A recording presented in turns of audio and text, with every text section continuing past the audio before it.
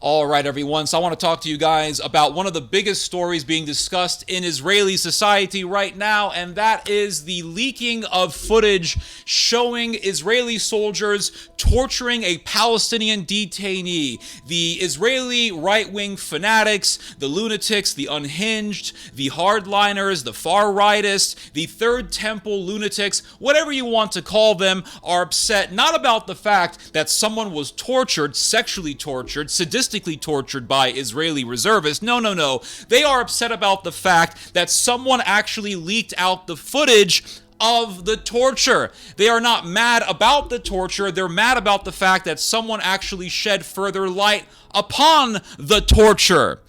And Netanyahu himself is pissed off about this. He said recently that this footage has been absolutely horrendous for Israel in the information war. Play the clip. האירוע בשדה תימן גרם לנזק תדמיתי עצום למדינת ישראל ולצבא ההגנה לישראל לחיילים שלנו. זה אולי הפיגוע הסברתי הקשה ביותר שמדינת ישראל חוותה מאז הקמתה. אני לא זוכר דבר ממוקד בעוצמה כזאת. זה מחייב בדיקה עצמאית ובלתי תלויה. אני מצפה שגם כזאת תתבצע. And so the Israeli far-right Third Temple lunatics are enraged at this woman named Yifat Tomer Yerushalmi. She was the military advocate general in the IDF. She was forced to resign. In other words, she was fired. And they want this woman crucified. Not only her, but they want anyone else who was involved in the leaking of this footage. And it just goes to show you how evil Israel is. It really goes to show you they can butcher people, they can use Palestinian civilians as human shields, they can shoot starving Palestinians as they're queuing up for food outside of aid distribution centers, they can snipe kids, they can shoot a 4-year-old girl, they can shoot children in the testicles. There's not a doc that's been there that probably can't testify that they didn't see kids shot in the head. I myself saw 2 children that were not shot just in the head, but in the chest first. Bullet holes exactly where I would put a stethoscope. And a second bullet hole directly in the side of a temple. One father, whose photograph of is I look at every night, explained to me how his kid was ripped out of his hand. And he went looking for him on the ground and couldn't find him. 10 meters away, he found his kid and looked at him while he got shot the second time. But his father thought that was the first time. When he came to us, he had no organs when I rolled him over. He had no organs. A classic high-velocity bullet wound is a small entrance hole the size of the bullet, and the exit wall wound is capacious. An American football was the size of the hole in the kid's back. Everything between his shoulder blades and every organ in his chest was missing, including his spine. When I rolled him over, my hand fell into his chest, feeling his rib cage. And then when I rolled him back, the dressing fell off his head, and I saw his brains coming out of the other side. This kid was 6 years old. No kid gets shot twice by mistake by a sniper. It doesn't happen by mistake. They were deliberately targeted. And that's not beyond a war crime. That's targeted assassinations. That's all fine. That doesn't upset them. That does not enrage and upset the general Israeli population, because generally speaking, the Israeli population is right-wing, especially when it comes to the Palestinians. All these atrocities don't upset these fanatics, these lunatics. What gets them upset is when people expose their evils. Do you see how sick these people are? Do you see how sick Israel is? Do you not see that the soul of Israel is possessed by a legion of demons? אני זוכר את הרצי מתגאה בפשיטה שלו על שיפה. אז הוא תפס במחלקה, לא זוכר, האורתופדית, נניח 150 מחבלים והרג אותם. ובאותו רגע במחלקת יולדות נולדו 300. מחבלים, 300. למה? כי אם אתה ילדים, לא מחבלים. כן, מחבלים. למה? לא, ילדים. לא, אז הילדים הללו... It truly is remarkable what we are seeing. And it reminds me, I started thinking about this today. It reminds me of, well, the contrast between a sane society and an insane society. So let's look at the American population. Let's look at American society. American society has a lot of problems, absolutely. But notwithstanding all of the problems in American society, when Joe Darby blew the lid on Abu Ghraib, Joe Darby was praised. Joe Darby was awarded. When John Kiriakou blew the lid on torture, generally speaking, Americans hear about that and say, good for him. John Kiriakou is not unpopular. He is not hated. He's actually very popular. Now let's look at Israeli society. This woman, Miss Tomer Yerushalmi, supposedly leaks out some footage showing torture, and they want to crucify her. Now, if you look at the footage, you will see that a number of Israeli soldiers have formed a shield wall, or a wall of shields, and behind the shields, the torture is happening. This is what St. John was warning the world about. He warned the world about Jerusalem, and he calls Jerusalem Sodom and Egypt. Now, what happened in Sodom? Well, a giant mob of Sodomites wanted to rape men. That's what happened in Sodom. They wanted to rape men. Job was living in Sodom. Abraham did not want to live in Sodom. He lived in Canaan. He lived in this very rugged land full of Canaanites. And Abraham preferred Canaan over Sodom. And so what happened? Lot, his nephew, said, well, you know, Abraham, you want to live in that rugged, dry terrain. I'm going to be living in Sodom. Yes, it's filled with degenerates, but Sodom just looks great. And plus, you can have a nice property right on the beach. And so Lot moved to Sodom. And then what happened? Some angels came to him and said, listen, God's going to destroy this place because it's evil. Get you and your wife the hell out of here. And what happened? A giant mob of Sodomites appeared, and they said, Lot, we just saw two guys go into your house. Now, let them out. And they wanted Lot to let these guys out of the house, to really push these guys out of the house, so that the mob could rape them. And Lot said, do no such wicked things. Don't do this.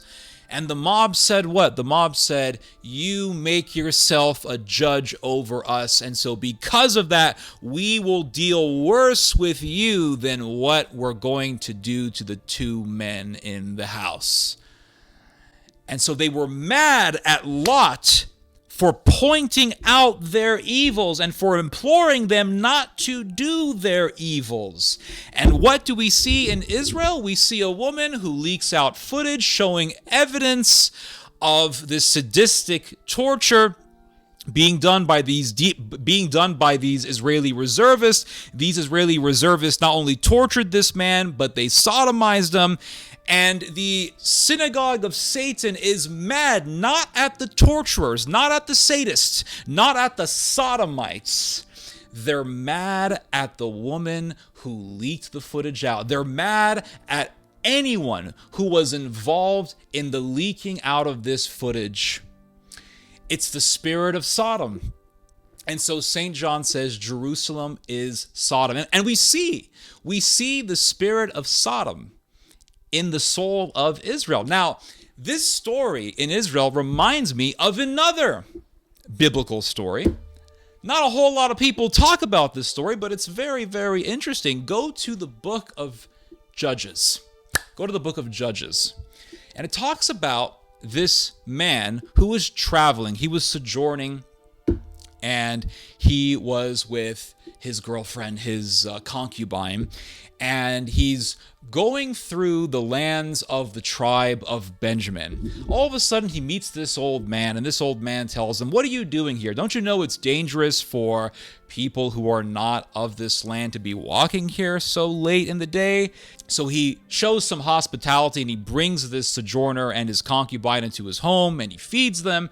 And then all of a sudden, a mob of Benjamites appear outside of the house, and they tell this old man, "We noticed that you brought in a stranger into your home. Let him out so that we may know him." And in biblical language, when they say that we may know him, that means we want to rape him. So they wanted to sodomize this man.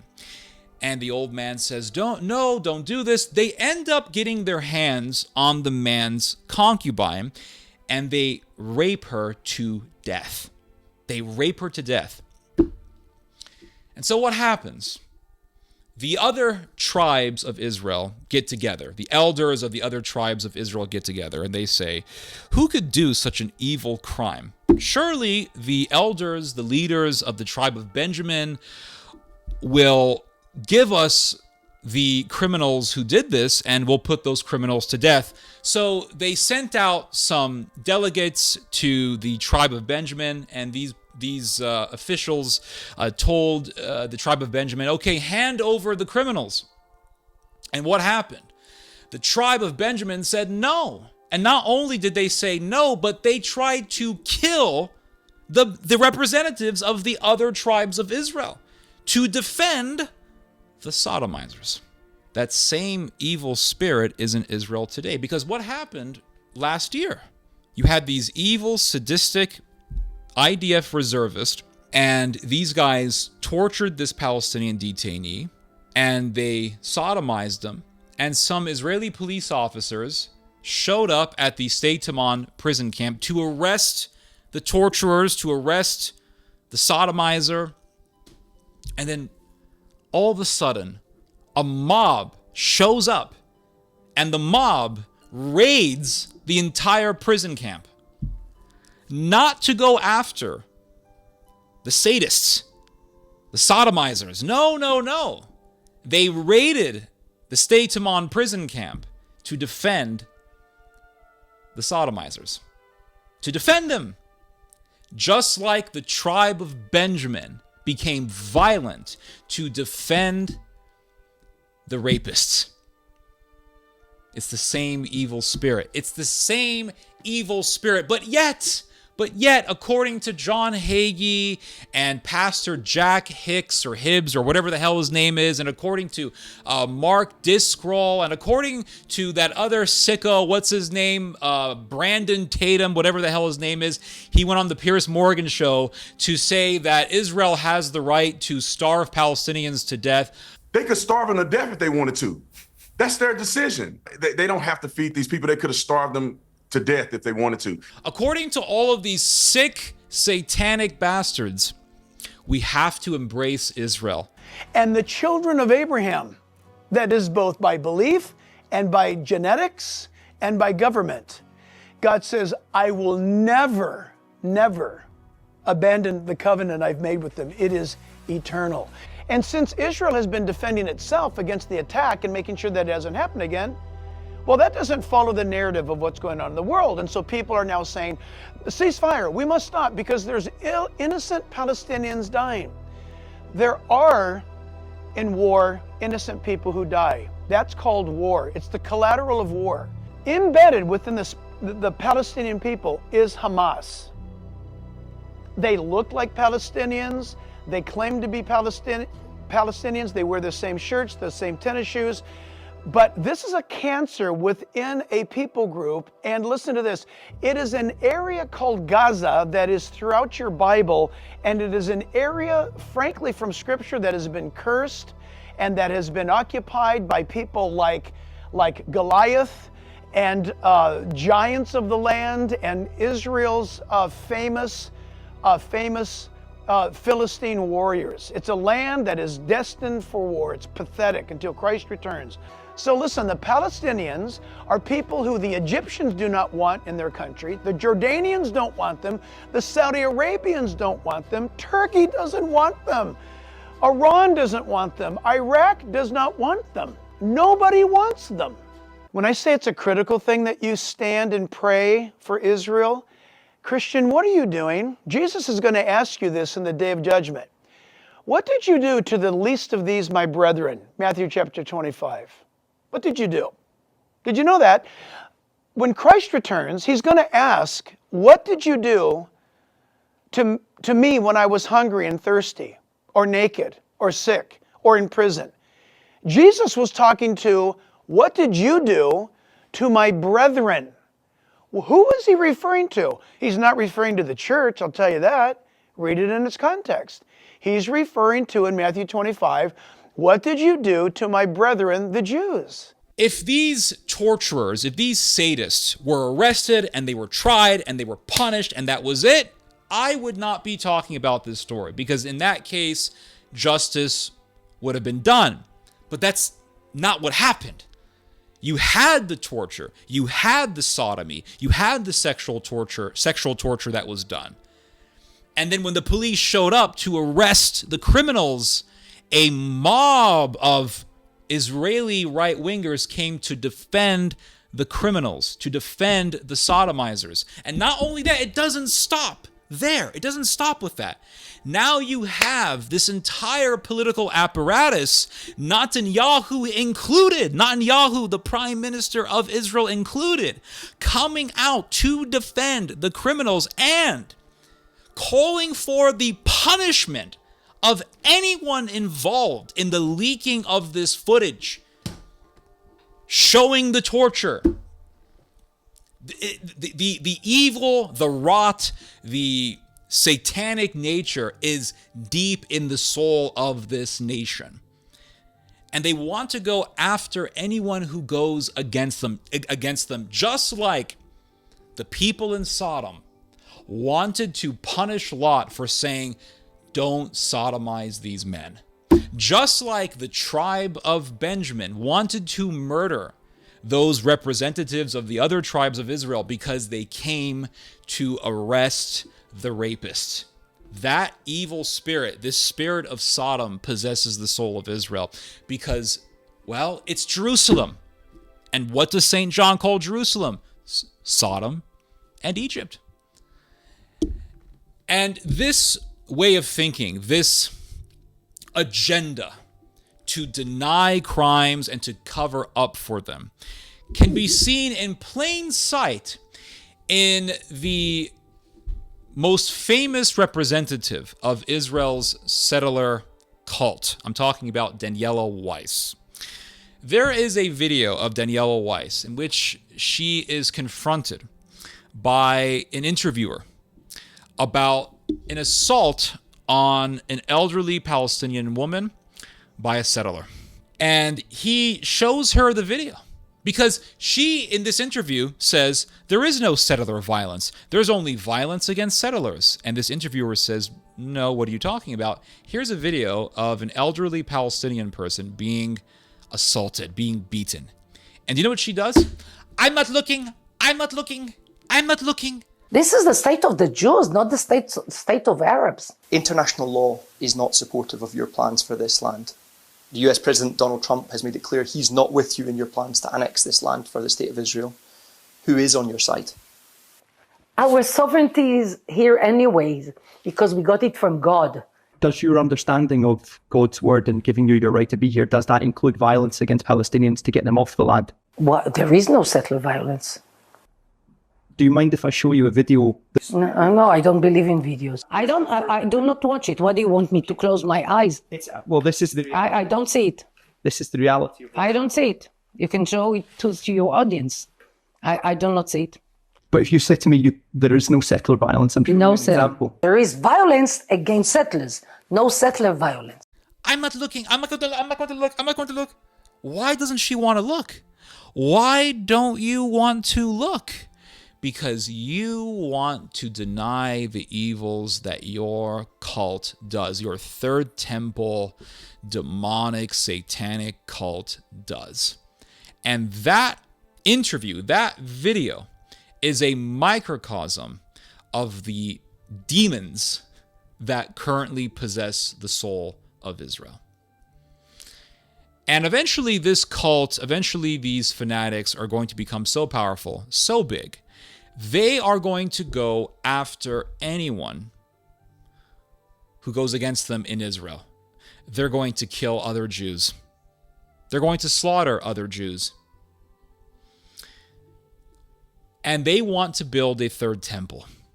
But anyways, even if Mashiach will come today and say, guys, we need to build the Beis HaMikdash, what do we need to do? We need to make stones. The Mashiach will make stones. It's something you can't skip on. You can't skip on making stones for the Beis HaMikdash. So this is the first step we need to do for building the Beis HaMikdash. During making our hearts, preparing our hearts for the inside Beis HaMikdash. So why should we wait for the Mashiach? We can help him. We can start now. Mashiach will be the manager of this project. I wish today. This is really what it looked like. Yes. But it's missing the people. It's missing the smell. It's missing the ambience. It's missing the music. It's missing seeing a Levi standing at the different sha'arim. It's missing the Kohanim, the Kohen Gadol. Right. So it's inspiring seeing this. Let's take a look at what Machon HaMikdash, the Temple Institute, has done, which symbolizes so much of how much the Jewish people are yearning the third temple.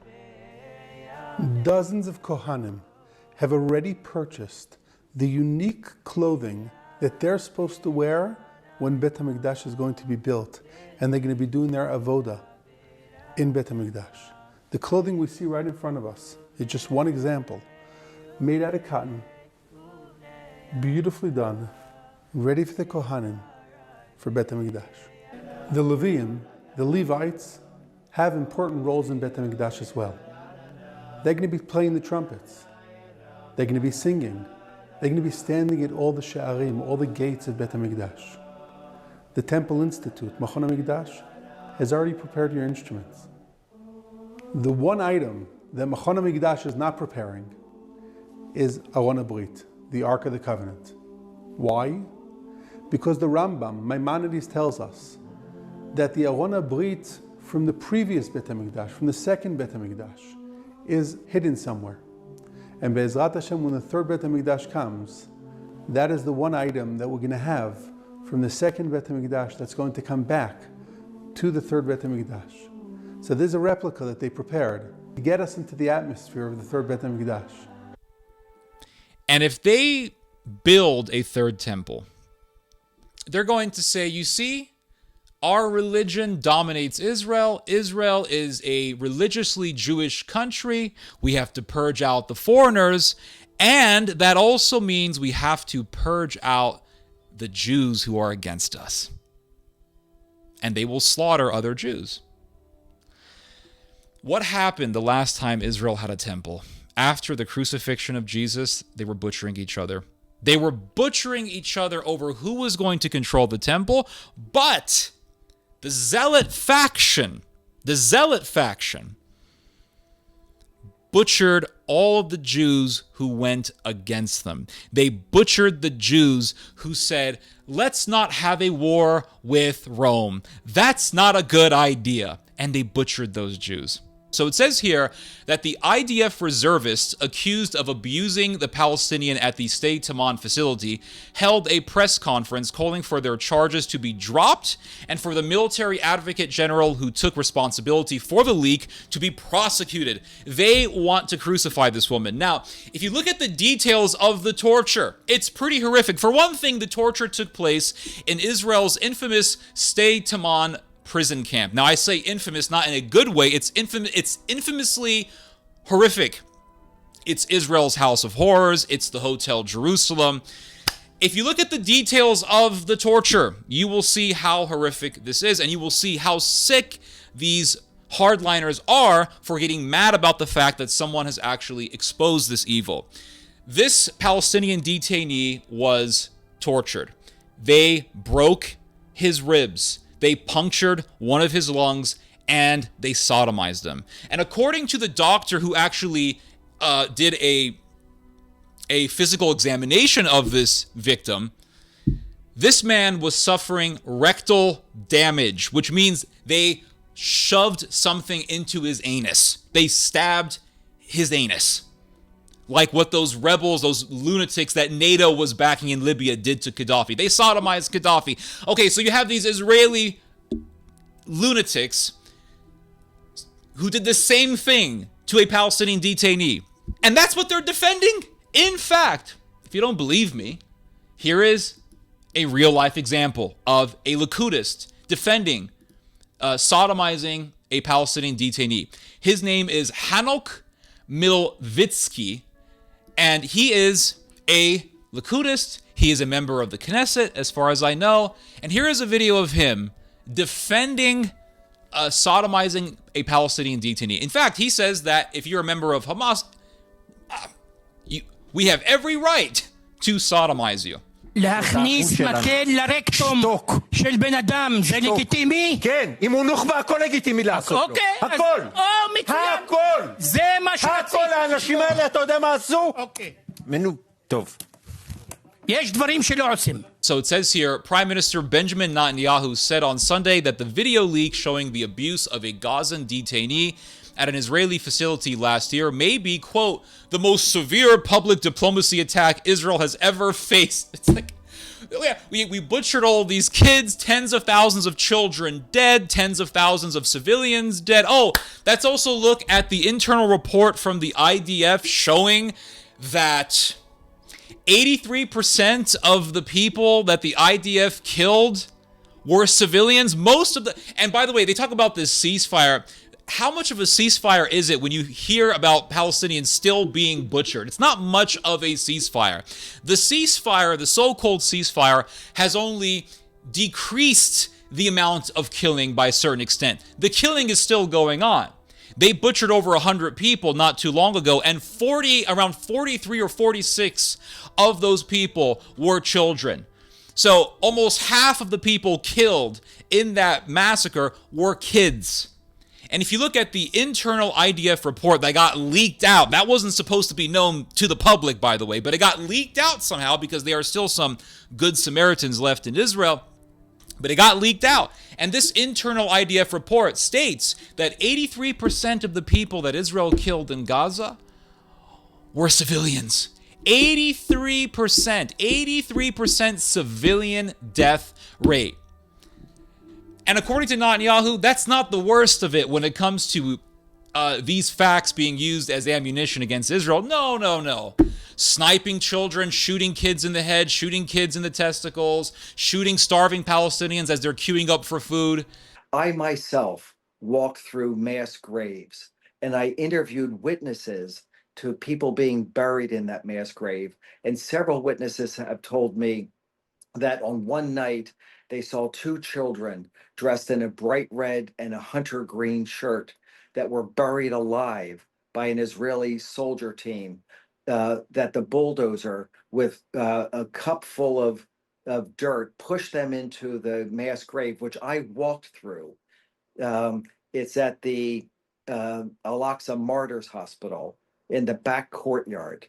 They pushed him into the grave and heard the screams of these two children and the adult that was with them get muffled as the dirt piled on top of them. They were buried alive. And then there's reports of those same two children's skeletons being exhumed, still clad in the nylon green and red shirts, only their hands were tied behind their backs. And according to Netanyahu, the most severe public diplomacy attack Israel has ever faced is this leaking of footage showing the torture of a Palestinian detainee. And this Palestinian man was sodomized. And Netanyahu is not mad about the fact that the man was sodomized and that the man was sadistically tortured. No, he's not mad about that. He's mad about the fact that footage got leaked out. That footage got leaked out, and that it can serve as evidence to further substantiate the statement that torture is going on horrific, sadistic, and even sexual torture is going on in the State Taman prison camp. It just shows you how evil this country is. This article goes on to say, the Prime Minister said that the incident, quote, caused enormous reputational damage to Israel and the IDF. The damage is not being done by the evils of Israel, according to Netanyahu, right? The damage is not being done by the fact that, you had soldiers shooting children, shooting kids in the head, shooting kids in their private parts. I saw young teenage boys, sometimes as young as 11, 12, 13, who had been shot at these food distribution points. They had gone there to get food for their starving families, and they were being shot. And what was even more distressing was the pattern of injuries that we saw, the clustering of injuries to particular body parts on certain days. So one day, they'd be coming in predominantly with gunshot wounds to the head or the neck, another day to the chest, another day to the abdomen. This is not coincidental. The clustering was far, far too obvious to be coincidental. And it seemed to us like this was almost like a game of target practice. We're going to shoot the head today, tomorrow it'll be the chest, the next day it'll be the testicles. I would never have believed this possible unless I'd witnessed this with my own eyes. Slaughtering Palestinian civilians as they were queuing up for food. No. That's not what's causing reputational damage to Israel. Absolutely not. No. What's causing reputational damage to Israel is the fact that people are pointing out the evils of Israel. My evils, my demonic, satanic, destructive, and murderous actions are not ruining my reputation. No, what's ruining my reputation is people keep talking about my bad reputation. People keep talking about my terrible behavior. It's like a criminal who doesn't blame himself for the crimes that he has deliberately committed, and instead he's upset at the cops for arresting him. He's upset at the judge for sentencing him. He's upset at the witnesses for expressing their testimony against him. But he is never angry at himself. This is, my friends, textbook criminal, narcissistic behavior being witnessed at a national level, at a national scale. You see it right here. No. Our reputation is not being tarnished and ruined by our own actions. Our reputation is being ruined because people keep talking about our terrible actions. You see how sick these people are? You see how sick Netanyahu is? I mean, and if you look at Netanyahu, the older this guy gets, the more of a corpse he begins to look like. The guy looks like a corpse, really. Anyway. אתה יזמת העברת כסף קטרי לחמאס יחד עם מוחמד אל-עמדי, אתה הובלת את זה בהוראה שלך אישית, אתה הובלת.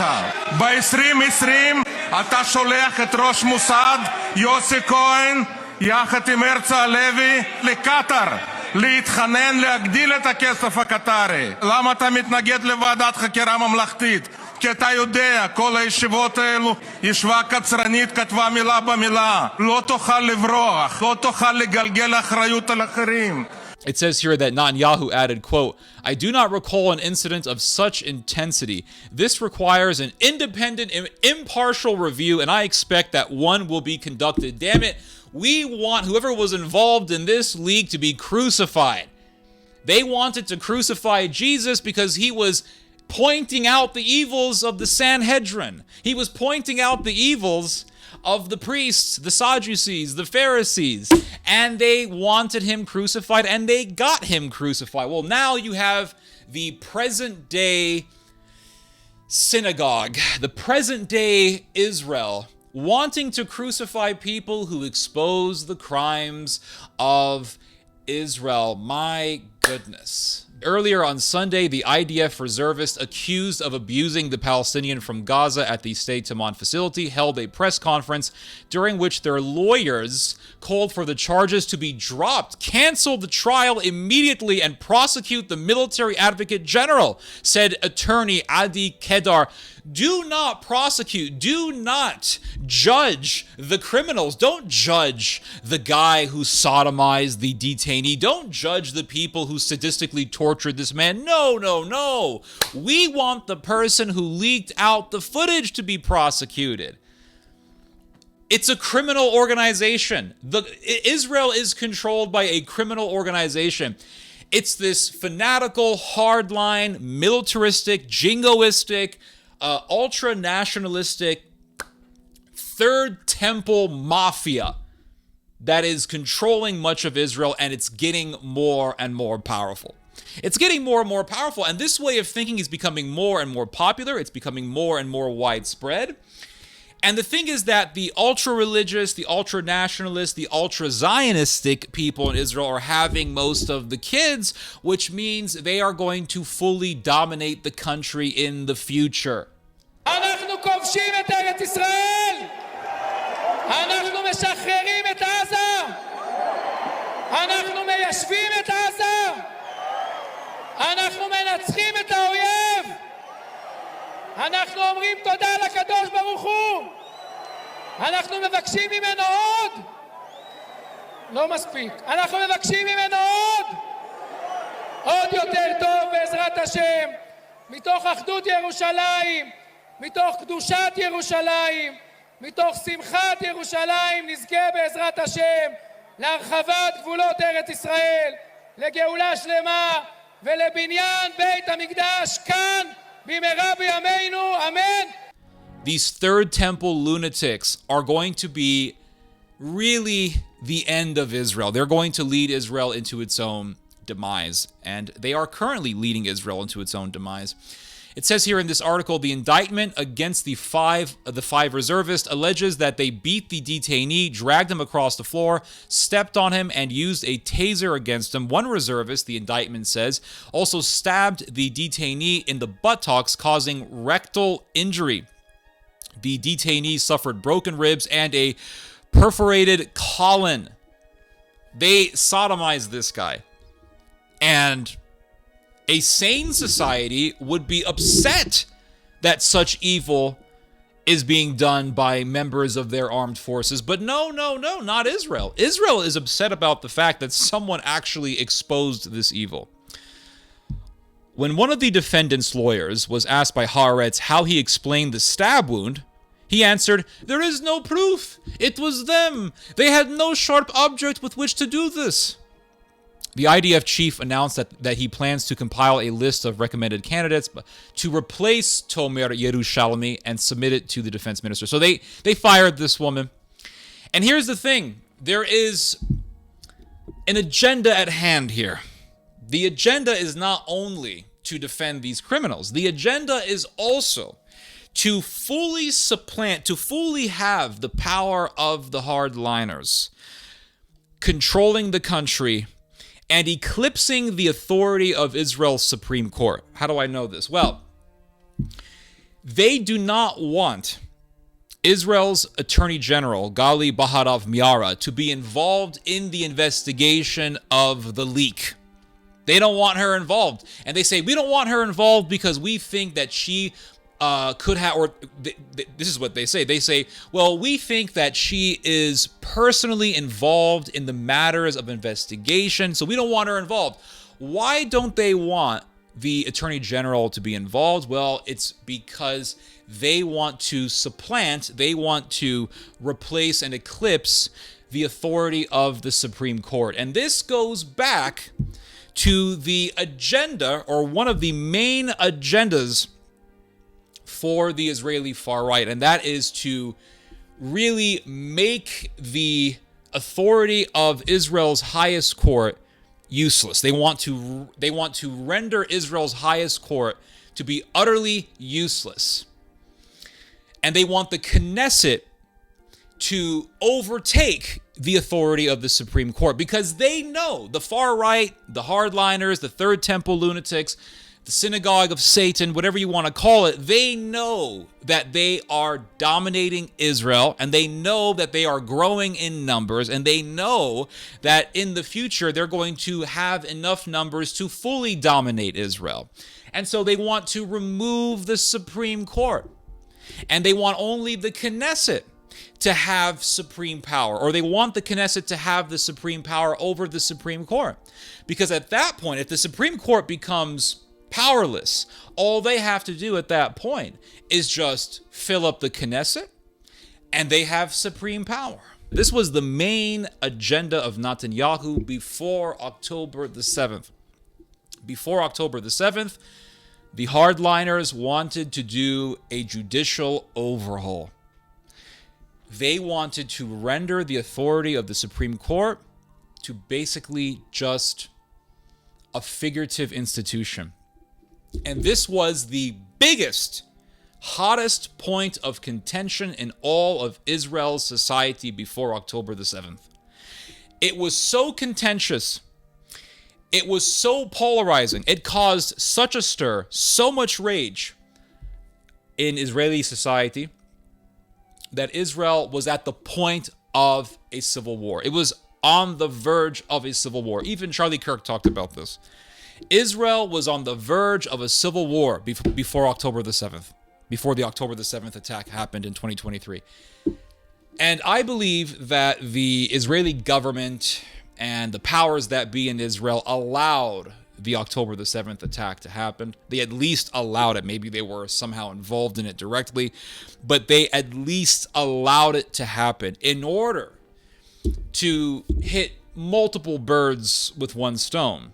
Do a land grab in Gaza, get the Israeli military-industrial complex to make more money, and also it was to push the very contentious discussion on the judicial overhaul to the back burner, because they were massive demonstrations that were taking place in Tel Aviv, massive demonstrations that were taking place all over Israel against Netanyahu's judicial overhaul agenda. Massive demonstrations. And there were people in the IDF who were saying, listen, we're not really going to observe our military duties if you're going to do this judicial overhaul. Even Netanyahu himself had to temporarily suspend the discussion on the judicial overhaul because, as he said, he wanted to prevent a civil war. And you had multiple major Israeli officials talking about how Israel was on the verge of a civil war. The topic of civil war all of a sudden became mainstream in the Israeli media. It was absolutely horrendous.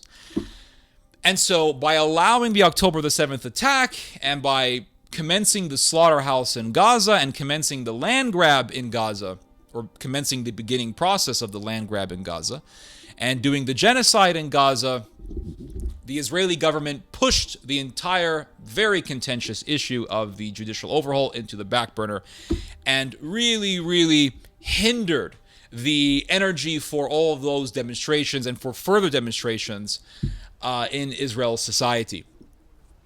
But now it's coming back. The whole discussion on judicial overhaul is really back. It has returned. And all of that contention, all of that anger, all of that rage against Netanyahu is still there. It's still there. And that polarization within Israeli society is still there, and it's very much so alive. And so they want to defend these sodomizers. They want to defend these criminals.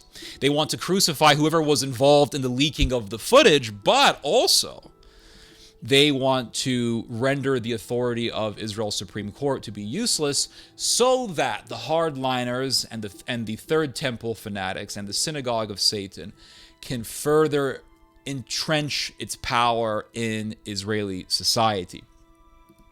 And it really is a mafia that we are seeing. It's really a mafia. Now, how do I know that? Well, let's look at this woman here, Yifat Tomer Yerushalmi. She was terrified of the hardliners. She was terrified of the synagogue of Satan. She was terrified of these Israeli far-rightists. How do I know that? Well, let's look at this article that was published recently by Haaretz. It talks about how Yerushalmi was terrified to commence investigations into several atrocities that were done by the IDF. Atrocities such as the March 2025 murder of 15 medical personnel in Gaza, and also the 2024 airstrike that murdered 7 World Central Kitchen volunteers. She was terrified. Her job was to commence investigations into crimes done by the IDF, and she was terrified to commence investigations into those atrocities. Why? Because she was receiving threats.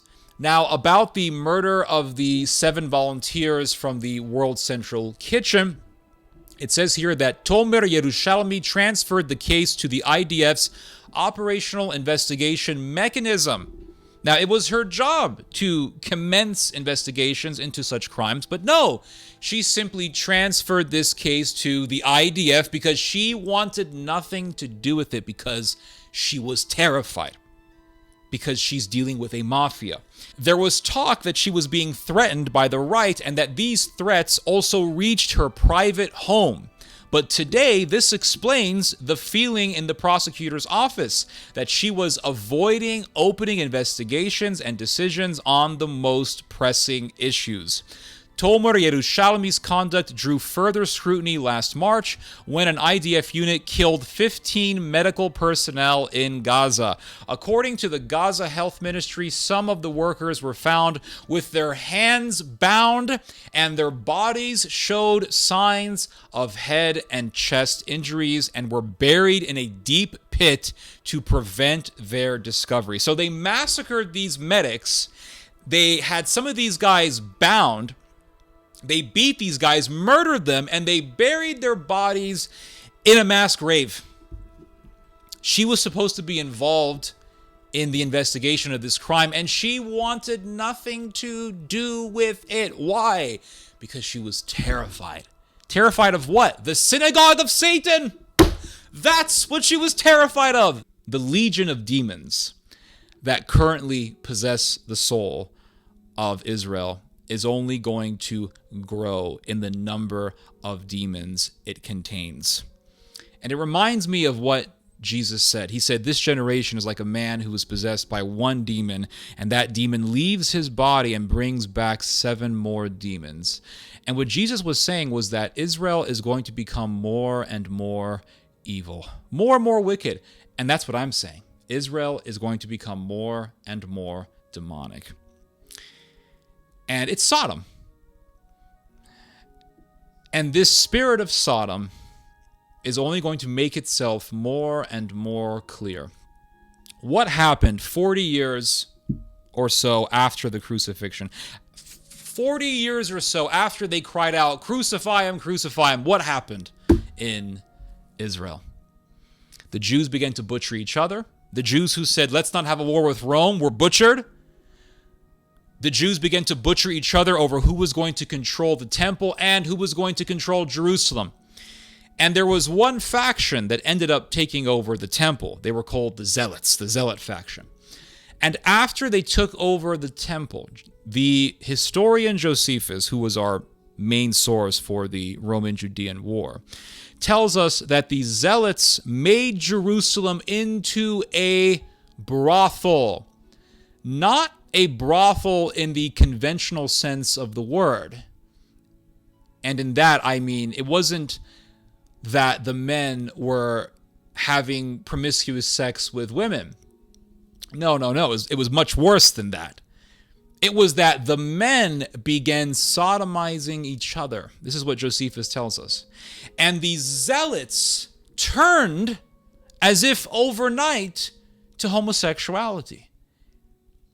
And Josephus tells us that these zealots were walking around in women's clothing, and they were putting eyeliner on, and they were butchering other Jews as they were wearing women's clothes. I mean, this was some Buffalo Bill, Silence of the Lambs level of evil here. And the zealots called themselves zealots because, well, they presented themselves as the most ardent observers of Jewish law. Well, the people who presented themselves as the most zealots, as the most hardcore Torah followers were also people who turned to homosexuality. So it doesn't matter if the hardliners take over Israel, they're going to turn to Sodom. Because you would think, okay, they're hardliners, so they're not going to be pro-Sodom. You would be wrong, because the people in Israel, 40 plus years after the crucifixion of Christ, who called themselves zealots because they presented themselves as the most ardent observers of the law, turned to homosexuality. And they butchered people as they were embracing Sodom. And what do you see in Israel today? You see a complete embracing of Sodom. And in fact, the Hasbarists in Israel will say, look at how pro-homosexual, look at how pro-Sodom Israel is. This is proof that Israel is on the side of civilization. Isn't it so weird how the country that's supposed to be committing genocide also has a vibrant, evolved gay scene? Wouldn't that say something about their values? It's almost as if a global terrorist network has manipulated you. See, Gaza is run by Islamic fundamentalists who shoot gay men in the head. It's like your brain can't process information that doesn't suit the narrative you've been fed. It's like you're indoctrinated. As if a country is only civilized when it embraces Sodom. You see how demented all this is? You see how deranged all this is? It's deranged. It truly is deranged. It's the spirit of Sodom, and it's only going to grow stronger, and it's only going to become more and more conspicuous. It's Sodom and Egypt, and yet you have these evangelical Christians who want us to embrace Jerusalem. They'll say, oh no, because it says in the Bible, Jerusalem, if I forget you, let my right hand be cut off. So we have to revere Jerusalem. So we have to go to the Wailing Wall and wail and cry like that Argentinian guy, Mr. Javier Milei. We have to be like that Lindsay guy who went to the Wailing Wall and said, here I am, Lord. We have to be like all these evangelicals who go there to the Wailing Wall and pretend to be so pious before this wall because it's part of the Second Temple. And by the way, the Wailing Wall is not it's not a ruin of the Second Temple. It's not a relic of the Second Temple. It was part of some sort of a Roman military boundary of some sort. It wasn't part of the Second Temple. But regardless of that, all this embracing of Jerusalem is satanic. It is truly satanic. John calls it Sodom and Egypt. And Paul, in his letter to the Hebrews, says, we are members of heavenly Jerusalem. He doesn't say we're members of earthly, physical, fleshy Jerusalem. He says, no, we are members of the Jerusalem in heaven. And yet you have these lunatics, these evil, satanic people wanting us to embrace Sodom and Egypt. And they'll say, oh no, we're for family values. We're Christian conservatives. Then why in the hell do you want us to embrace Sodom? That's the progression of the believer, back to Jerusalem. The progression of the church that is not into Jesus is to Emmaus. Why do you want us to embrace an evil and satanic city that St. John calls Sodom? Why do you want us to embrace the city that murdered Christ? And what does it say in Luke chapter 9? I have to thank Sam Shamoon for pointing this out to me. What does it say in Luke chapter 9? It says that Jesus had a conversation with Elijah and Moses. This is called the Transfiguration. And it says in Luke's gospel that they discussed Christ's departure at Jerusalem. Departure from where? From this earth. They were talking about the crucifixion before it happened. They were discussing the crucifixion. They were saying, okay, Jesus, this crucifixion is going to happen. Your departure is coming. Departure from where? From this earth. Departure at where? Jerusalem. They were discussing Christ's martyrdom that was going to happen in Jerusalem. And what is the Greek word that is used by Luke when he uses the word departure? Exodus, Exodus, the book of Exodus. Why do we call that book Exodus? Because it was the account of the Hebrews going through their exodus, their departure out of Egypt. And when the Bible uses the word Exodus, it's very, very serious. St. Peter uses the word Exodus when foretelling his death. He tells the church in his letter, I will be going through my departure soon, my death, my martyrdom. St. Peter knew he was going to be martyred. He was going to go through an exodus from this earth. So when it says exodus, it's very serious because it denotes, it bespeaks a complete departure, a complete turning away from whatever it is, from whatever place you are departing from. It's like when Lot and his family were departing out of Sodom. And what does God tell Lot? He says, don't turn your face towards Sodom. He tells Lot's wife, don't turn your face towards Sodom. Do not look back. He wanted a full departure out of Sodom. And what happened? Lot's wife turned her head because she sympathized with Sodom and she became a pillar of salt. And what does St. John call Jerusalem? Sodom and Egypt, the two geographic locations that God required people to have a full departure out of. God ordered Lot and his wife to have a full exodus out of Sodom.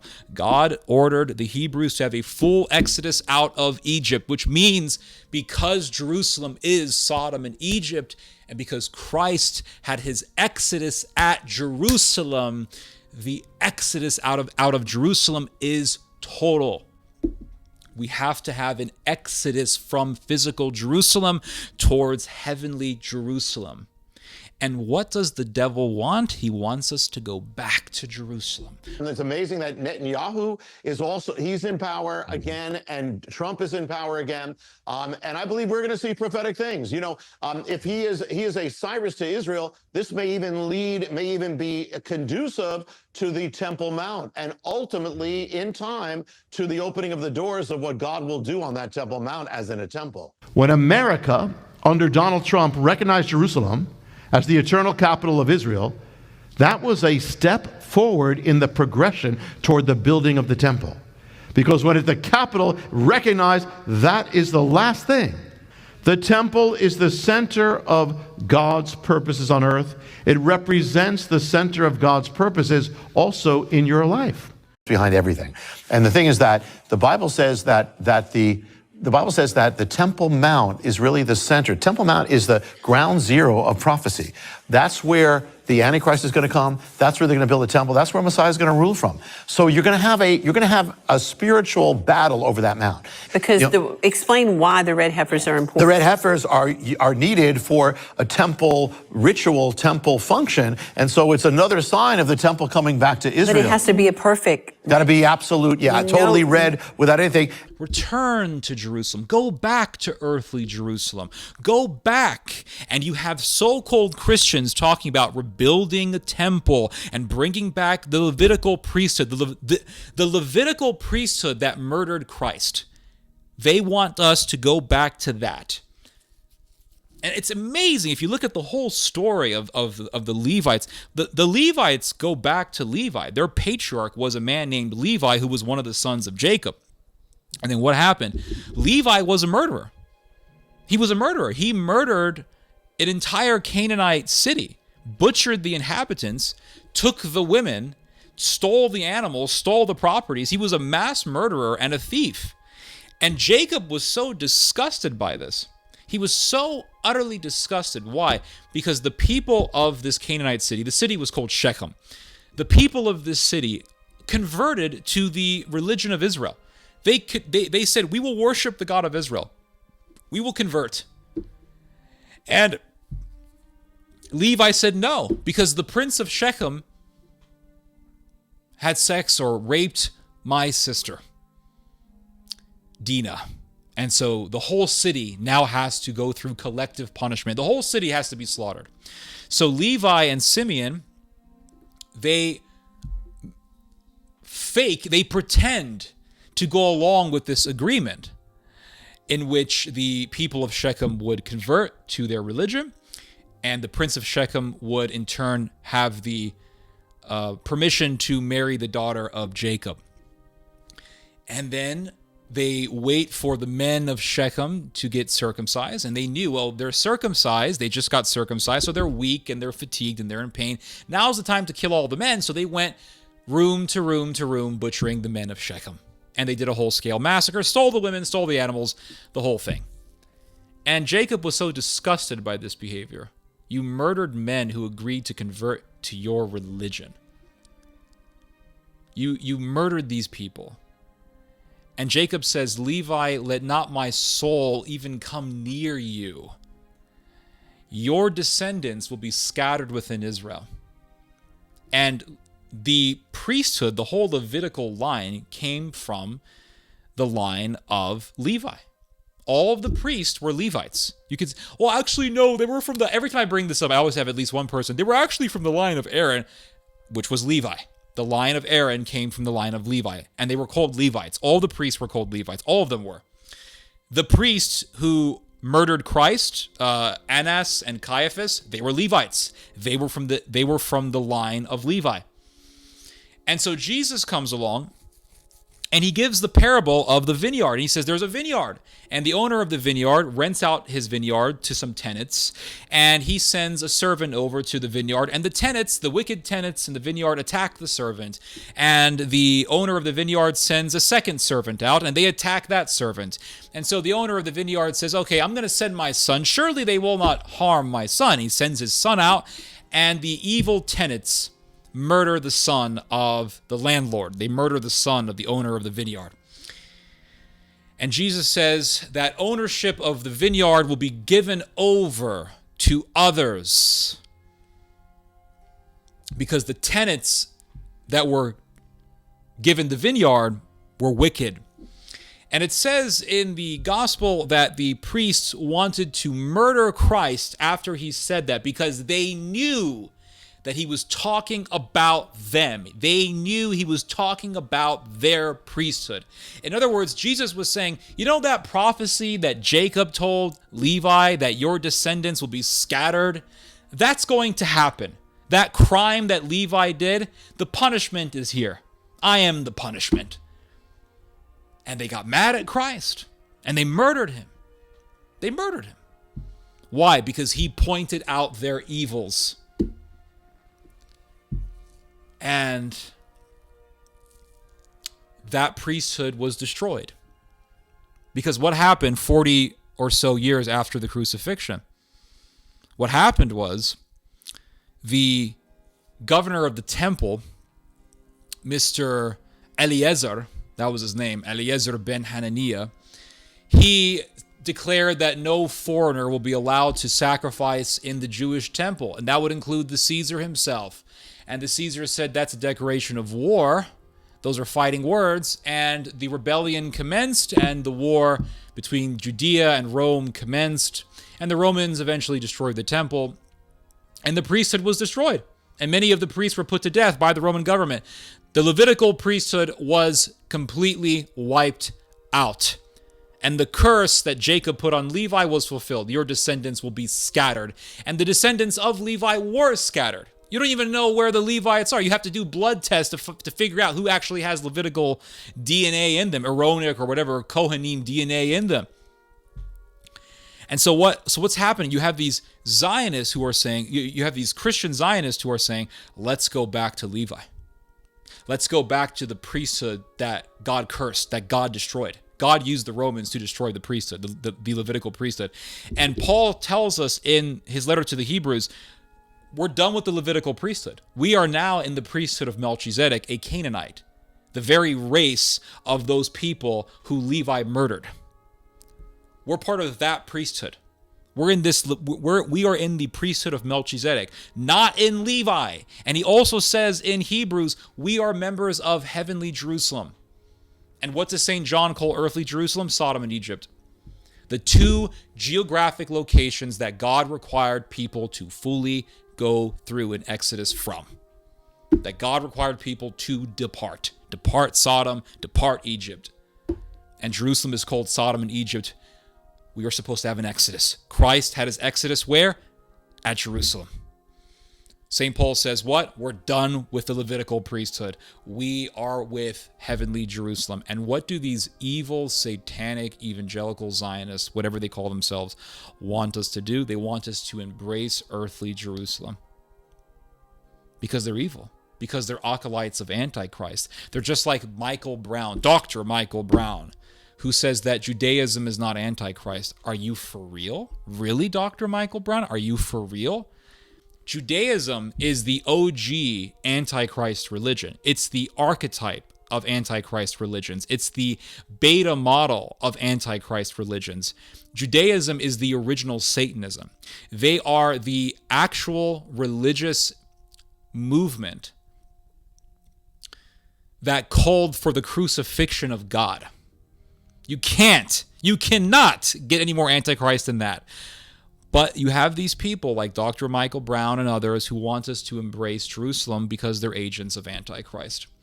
And they're agents of Sodom because, well, Jerusalem is called Sodom. The very capital city of Israel, which wants to cover up for sodomizers who sodomized a Palestinian detainee. And this is the very country that wants to punish anyone involved in shedding light upon this crime. This is the evil, demonic Israel that you Zionists are, protecting and praising and covering up for. This is the evil Israel that Netanyahu is covering up for. And if you are a Zionist and you don't feel a little weird by this reality, well, there's something wrong with you. Anyway, you just heard some theology. God bless.